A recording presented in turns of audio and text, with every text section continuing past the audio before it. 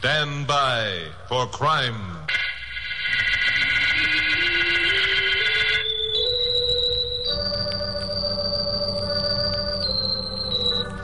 Hi, Chuck Morgan. You know, right now, just about every large American city has a threat of communism. It's an insidious thing, dangerous, and a little bit frightening. In some cities, it's worse than others. Here in Los Angeles, where I work as a newscaster on radio station KOP, we feel that the threat is more than frightening. It's a menace that must be stamped out if our way of life is to survive. Most any day, you can turn the dial of your radio or pick up a newspaper and read where the Committee on Un-American Activities is investigating some well-known Hollywood celebrity. It gives you a queer feeling when you see those familiar names. You wonder who's going to be next and why. And you find yourself groping for an answer to this disease that is doing its best to undermine Americanism. Those were the thoughts that were running through my mind when I came into my office a few weeks ago and found the script for my 7 o'clock broadcast lying on my desk. I read it through and got a jolt that set me back on my heels. Just as I finished, my blonde secretary, Carol Curtis, came in. Hi, Chucky boy. Hi. Who wrote this? Who wrote what? This script, my 7 o'clock broadcast. Oh, I forgot to tell you. Pappy wrote it. He asked me to leave it on your desk. Pappy? Well, sure. What's wrong with that? After all, Chuck, Pappy owns KOP, and if he wants... Where are you going? Never mind. Now, you get at that typewriter and knock out another script. This one's out. See you later.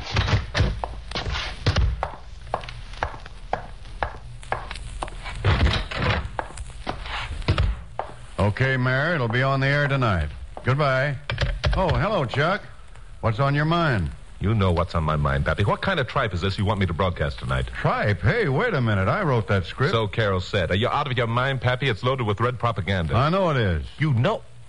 Now, hold it, Pappy. This I don't believe. Sit down, Chuck, and I'll tell you about it. You better make it good. Chuck, if you use this script on your broadcast tonight, there'll be a storm of protest that'll start your ears ringing. Don't worry. I'm not going to use it. As a matter of fact, if listener reaction becomes too great, I may have to go so far as to give you the can. I've already told you I'd hate to have to do it, Chuck, but after all, I've got the station and its policies to think of. You'd probably have a tough time getting another job. Yeah, I probably would. Now, suppose we cut out the double talk and you give me the pitch? Suppose that did happen, Chuck. Suppose I did have to fire you. And I would if you used that script. What do you think would happen? Let's not try to find out. I'll tell you what I think would happen. You're a pretty important guy. Your opinion carries a lot of weight. The communists know that. So? So sooner or later, you'd be approached. Maybe offered a job on some other station. They'd have a well-worked-out plan wherein you could be of service to the cause. I'm still hazy on this, Pappy, but if you think that Wait till I finish, will you, please? Now, if that should happen, you'd be in a position to put your finger on Mr. Big. Mr. Big? The FBI knows there's a big man here in L.A., a very big man. Maybe a high government official who's head of the communists. They want to know who he is. And they think I can locate him? It's a chance. That I'm not going to take. What do you take me for, Pappy? It might be weeks or even years before I could pull that chestnut out of the fire. I might never do it. And all that time, I wouldn't have a friend in the world. I'd be despised by everyone. But if you succeeded in doing the job, you'd have performed a service for your country that may be measured in human lives and freedom and a way of life we want to keep in operation. It's a thankless job. It might be, except to those who are close to you, like myself and Carol Curtis. After it's over, she'd know. After it's over? Do you mean that even Carol wouldn't No one's going to know about this, Chuck, but myself and the FBI. It's got to look like the real McCoy. You sound as if you expect me to do it. I do. Oh, you do? Well, get this through your It's a pretty good country, Chuck. Let's do what little we can to keep it that way. You've exposed plenty of other rackets. Why not this one? Is it because you don't like the idea of being inconvenienced a little? Now, wait a minute. I never said anything... You've had everything your own way before, with the police department behind you and the station behind you and every honest citizen in town behind you.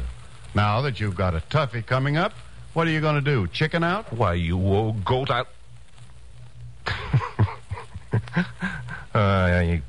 don't let anyone tell you you're not a salesman, because you're not. I just happen to like you, that's all. Which means you'll do it. Which means I'll do it, Pappy. But only under the condition that if I'm stoned out of town, you'll give me my job back when I bring you Mr. Big's ears.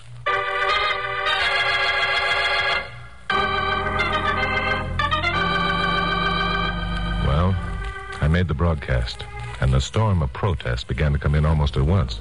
Studio phones were ringing before my 15 minutes were up. Carol Curtis was waiting for me when I got back to my office. This, I knew, was going to be the worst ordeal of all. I was glad it was first and would be over quickly. Yes, that's right, Mary. Hold the calls until I let you know. Hi, Glamourpuss.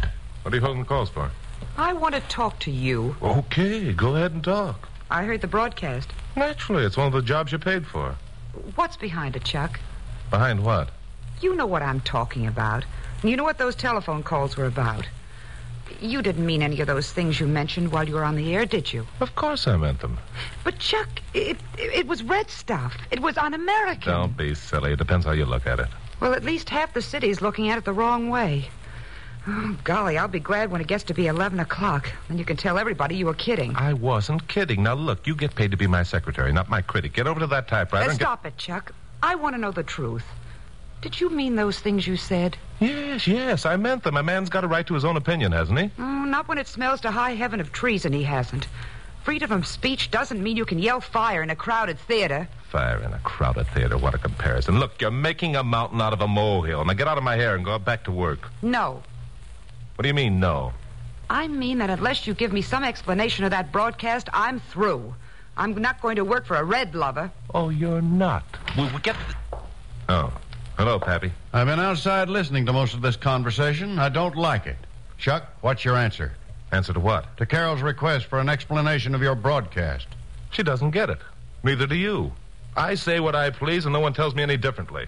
Now, will you two scram so I can go to work on my 11 o'clock show? Oh, so you think you're a pretty big man, do you?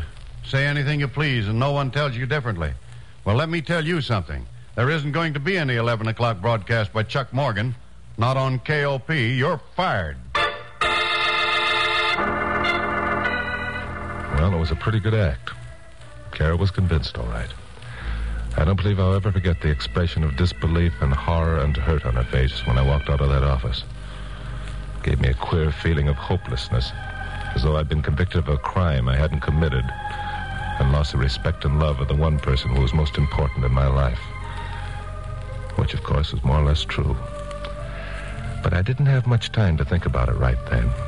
Even though only 10 minutes had elapsed since I'd finished that broadcast, there was a small and angry crowd gathered at the entrance of the fenced-in parking lot.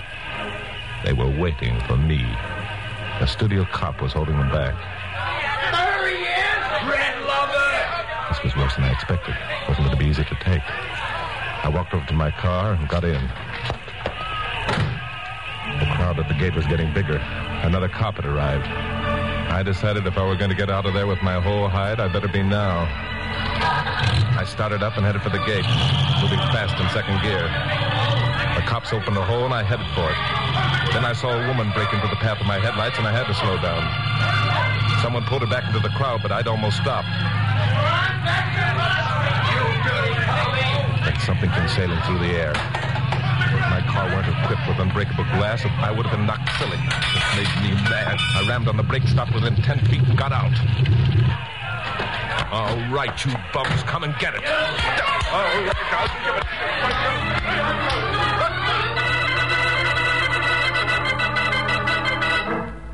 That was a mistake. It taught me a lesson. They didn't come and get it. They came and got me. I was taken home in an ambulance and left nursing my wounds by a couple of unsympathetic interns. At 11 o'clock, I snapped on the radio. Pappy Mansfield came on what ordinarily would have been my last broadcast of the day with a special announcement. Good evening, ladies and gentlemen. This is John Mansfield, president of KOP Broadcasting Company. I have an announcement to make that will interest you all. Charles Chuck Morgan was dismissed from his duties as a newscaster on this station early this evening. Most of you know why. For those of you who don't, I'll tell you why. Charles Morgan is a communist. He admitted it early this evening. And this station will have no part of...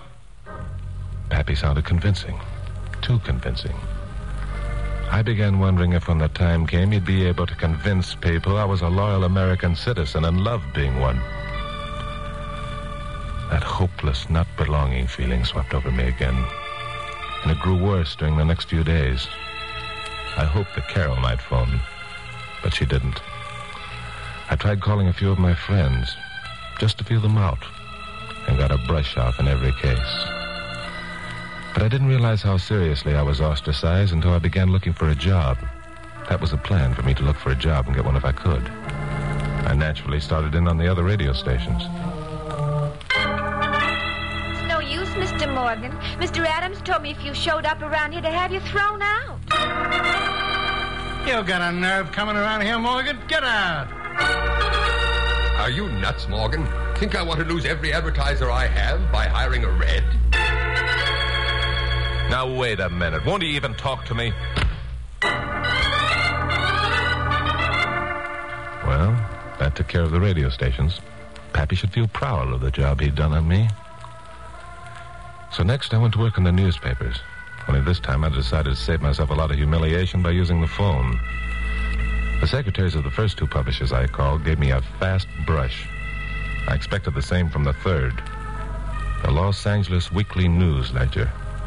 But I didn't get it.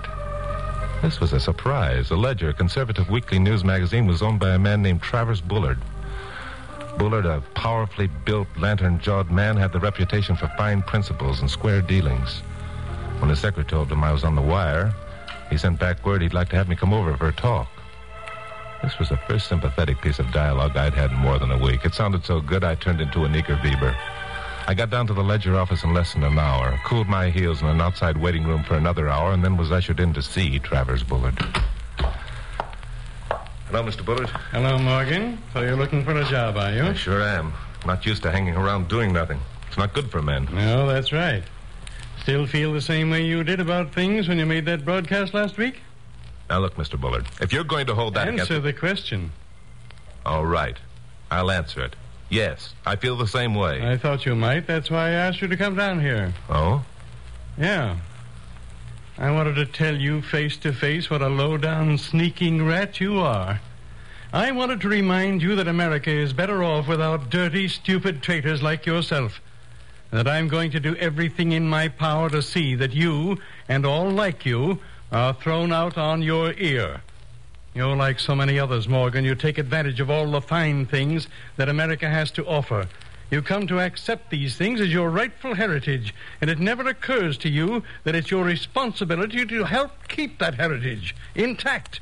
Instead, you turn to some stinking, small-minded philosophy that isn't worth the powder to blow it.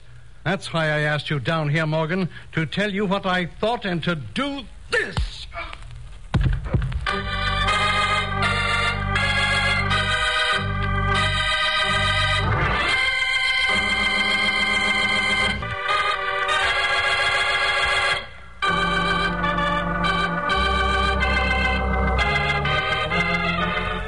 Just for the record, I'd like to say that if you're an American citizen, enjoying the privileges that America has to offer, you're lucky.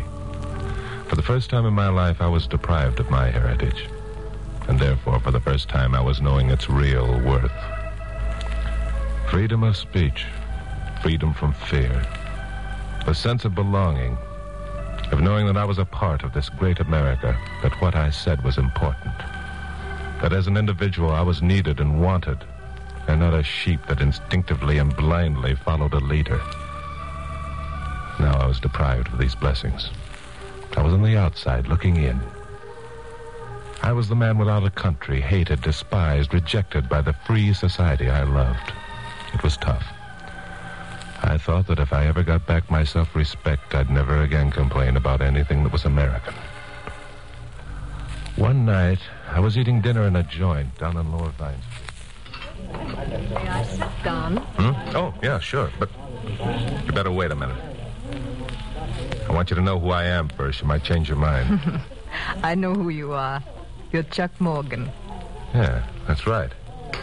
Still want to sit down? Of course. You look so lonesome and forlorn sitting here by yourself. I guess that about describes it. I am lonesome and forlorn. Have a drink? No, thank you. This is unbelievable. You have no friends? No. I'm poison to everybody I used to know. Then perhaps you'd like to meet some new friends? Yeah, sure. Now, look, don't waste your time, miss. I tell you... Just call me Maria. Okay, Maria. Don't waste your time.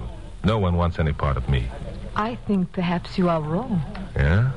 Well, then you don't read the papers. Oh, yes. I read the papers every day and listen to the radio, too. Especially the news broadcasts on KOP. Oh, I see. Then, if you are sure that you do see, perhaps you would like to join me and some of my friends at a small gathering we are having. When? This evening. I'm sure you'll find many sympathetic people among those present. Well, sounds like fun. Shall we go? We drove out to a small stucco house on a side street off Washington Boulevard in Culver City. There were a half-dozen people inside. Nice, ordinary-looking people. They all shook hands with me warmly. Nobody said anything about the broadcast that got me fired. In fact, nothing much of anything happened. Around 11 o'clock, the meeting broke up, and I drove Maria home. The next day, I met her for lunch. And 2 nights later, we attended another meeting. This time, it was at a house in Glendale. None of the same people were there, but this new bunch were just as friendly. One of them was a guy named George Zerba, and he gave me my first inkling of what the score was. Nice bunch of people, don't you think, Mr. Morgan? Call me Chuck. Yeah, they're swell. How are things going with you? Lousy. Kind of tough getting a job when you don't happen to think along the lines of certain people, huh? It's murder. Need any dough? Yeah, I could use a few bucks. Here's 100. And don't worry about paying it back. Well, thanks. Forget it. Ever think of leaving L.A.? Well, I may have to if I don't get a break pretty soon. How about the East Coast? It's okay. There's a couple of radio stations there that could use a good newscaster with the right ideas. Would they hire me, though? Every station in the country knows about me being fired. It could be arranged. I see. How about dough? You could practically name your own figure, if you obeyed orders. Who'd be giving the orders? The big man himself. When do I get to meet him? Maria will let you know. Well, this was it. Apparently, my indoctrination period was about over. Now I knew I'd been closely watched. I guess that my telephone lines had been tapped, and I congratulated myself on not having attempted to get in touch with Pappy or anyone else. I guess it was a genuine sense of loneliness that I'd felt that made my act pay off. Well, 3 nights later, Maria and I went to the Vine Street Derby for dinner. It's been a long time since I've eaten here. In the East, you will be able to go many places and hold your head up. Oh, you know about that. I know about many things. I'm waiting for the answer to one. Yes. You will be home tomorrow evening at 7 o'clock? Could be arranged. Someone going to call? Perhaps. The big man? Let us speak of him as the leader. And by the way, you will be one of the few who know his identity. Well, that must mean that the job he has for me must be pretty important. Extremely so. He must be plenty sure I'm the real thing. The leader does not make mistakes. You have been carefully checked. Good. I'll be glad to get started. Incidentally, do I know the leader? You know, I don't want to get too much of a shock. You will be shocked. Then I do know him, eh? You know him very well. Well, that's very interesting. Well, until tomorrow night, then, a toast to the leader and my new job.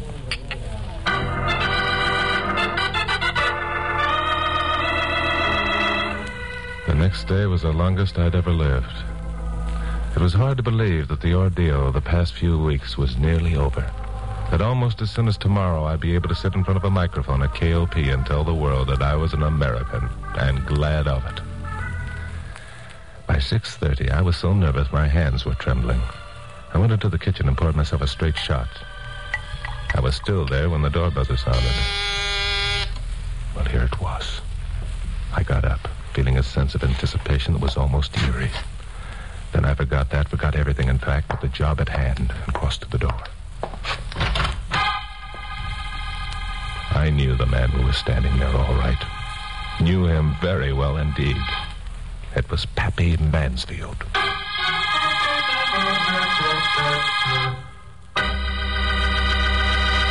Pappy, what the devil? Never mind that now. Where can I hide? Hide? Do you realize that... I realize everything. Get me out of sight in a hurry. Okay, come in.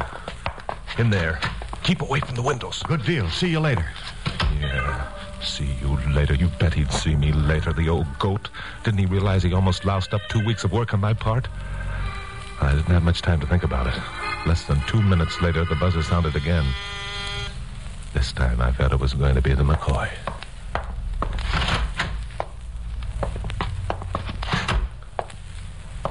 Hello, Chuck. Travers Bullard. Surprised, eh? Yeah. I thought that you... Sorry about that crack on the jaw, my boy. But I had to make sure you were convinced I wasn't the leader. You convinced me, all right. And you've convinced me and the other members of our little group that you weren't working a gag. You'll make a good member of the party, son. We're glad to have you with us. Thanks. Now, let's get down to business, shall we? You'll find all your instructions in this envelope. In 2 days, you'll leave for New York. One of our agents will meet you at the airport. Anything else in the envelope? One of the first things you'll have to learn, my boy, is not to ask questions. Just obey orders. But since you're new to the organization, I'll let you in on a few things. That envelope is loaded with information about the future plans of a couple of our biggest airplane plants. You mean that you... But how? The Los Angeles Weekly News Ledger is a big and powerful magazine, my boy.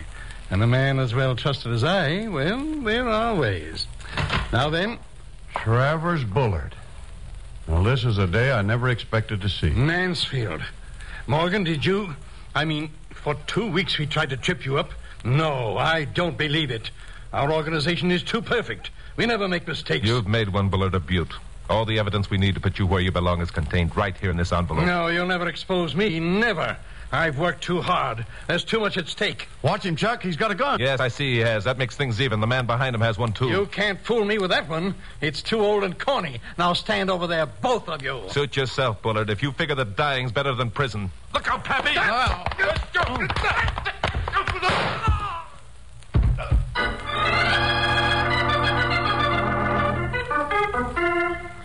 It was quite a fight. Pappy had tripped over a rug, and Bullard, suspecting a trick, had swung on him, which was my cue to repay with interest that crack on the jaw he'd given me down at the Ledger office. Bullard, however, was a powerful man, and it took a lot of doing to get him under control. His gun went off in the fracas, but it didn't hurt anybody. He's still alive. Those of you who listen to my broadcast know where he is now. He's got a private room in a big gray building with iron bars on the window.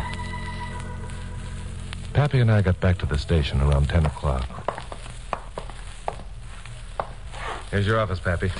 Now tell me, what was the idea of almost lousing up my good work by showing up at the apartment 5 minutes before Bullard arrived? Because it occurred to me at the last minute that 2 witnesses to his dialogue would be more effective at a trial, especially with you having seemingly gone over to the Reds. Yeah, I see, you're right. Well, as it turned out, the information contained in the envelope would have been enough. That's right. Trouble is, I didn't know there were going to be an envelope. Well, anyhow, it's okay now. She's waiting for you in your office. Good night. So long, Pappy. It's good to be back. See you. Hi, Glamour Puss. Hi, Chuck. Your script's ready for the 11 o'clock broadcast. Want to read it over? Oh, I don't know. What's in it? The facts about you exposing Travis Bullard. No kidding. How'd you know about that? Pappy phoned me. Did he now? Mm-hmm. I see you're all in a sweat about having me back. I knew you'd be back. No kidding. How'd you know that? Well, I figured it out. You went ramming out of here that night Pappy wrote your script and yelling at me to write another. And then you came back and said you were going to use the one Pappy wrote. Oh, I'm not so dumb. No, as a matter of fact, you're nowhere near as dumb Don't as... you say it. Don't you dare. If you tell me once more I'm not as dumb as I look, I'll bring you with this typewriter. You know something, Glamour Puss? What? You're a ham. Why, You're putting on an act. What you really want to do is bawl and fling your arms around my neck and tell me you're glad to have me back. I don't at all. Oh, Chuck. Glamour Puss.